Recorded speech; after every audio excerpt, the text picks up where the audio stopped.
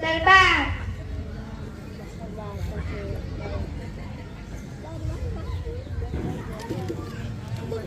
पहला दृश्य। हम शिवाजी का शयनकक्ष। एक सुचित कमरे में शिवाजी एक पलंग पर सो रहे हैं। पास ही किशोरालू मालव जी हाथ में नंगी तलवार लिए हुए शिवाजी की हत्या करने के लिए तत्पर है। शिवाजी एक भयानक स्वप्न देखकर अचानक आंखें मलते उठ बैठते हैं। मालव जी उन पर वार करता है। पीछे से तानाजी और कुछ सैनिक आकर उसका हाथ पकड़ लेते हैं। शिवाजी प्रेम भरी दृष्टि से तानाजी और कुछ सैनिकों की ओर देखते हैं। आगे का प्रसंग हम नाटक में देखेंगे।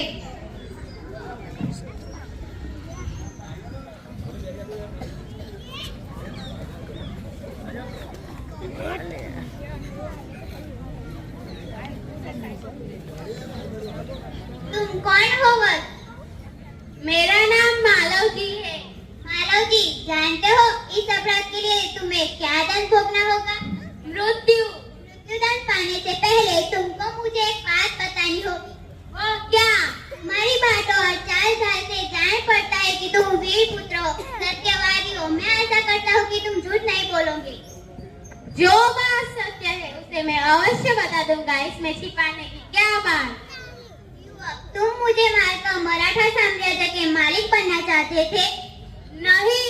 क्या मैंने तुम्हें कोई हानि पहुंचाने की चेष्टा की है? क्या मैंने कभी राष्ट्र की प्रतीक्षा पर दब्बा लगाया है?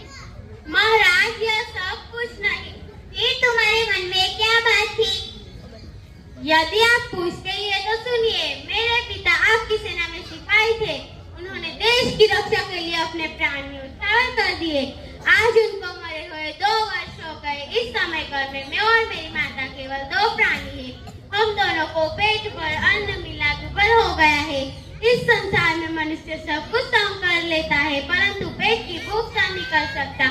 मैं इसी विचार में बैठा था कि एक सैनिक ने आकर मुझसे कहा कि यदि तुम शिवाजी का वध कर दो तो मैं तुम्हें धन दूंगा। महाराज, इसी लालच में आकर मैं आपकी हत्या करने आया था, किंतु उसी समय अचानक आपकी आंखें खुल गई। जब तुम्हें इतना कष्ट था तब तुम मेरे पास क्यों नहीं आए? मेरे आने की क्या आवश्यकता थी? जिस वीर सैनिक ने देश की रक्षा के लिए अपने प्राण गंवा दिए हो, उसके परिवार के पालन पोषण की चिंता करना तो आपका ही कर्तव्य था। तानाजी, इस बालक को ले जाकर जेल